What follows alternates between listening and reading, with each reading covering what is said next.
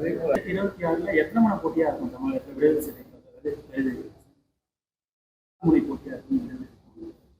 எத்தனை முனை போட்டி நடந்தாலும் இருமுனை போட்டி தான் உண்மையான போட்டியாக இருக்க முடியும். தமிழ்நாட்டை பொறுத்தவரையில் திமுக, அதிமுக ஆகிய இரண்டு கட்சிகளும் மக்கள் செல்வாக்கு பெற்றுள்ள கட்சிகள் என்பதை யாரும் மறுக்க முடியாது. அதிமுக தன்னுடைய பலத்தை குறைத்து மதிப்பிடுவதாகத்தான் நான் பார்க்கிறேன். அதிமுக பாஜகவோடு ஏற்கனவே 2021 சேர்ந்து படிப்பினை பெற்றிருக்கிறது.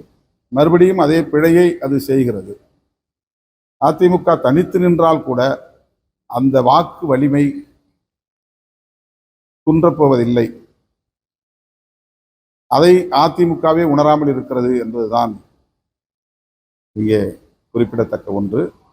ஆகவே எத்தனை அணிகள் இங்கே உருவானாலும் கூட திமுக தலைமையிலான கூட்டணிக்கும் அதிமுக தலைமையிலான கூட்டணிக்கும் தான் இருதுருவ போட்டியாகத்தான் 2026 சட்டப்பேரவை தேர்தலும் நடைபெறும்.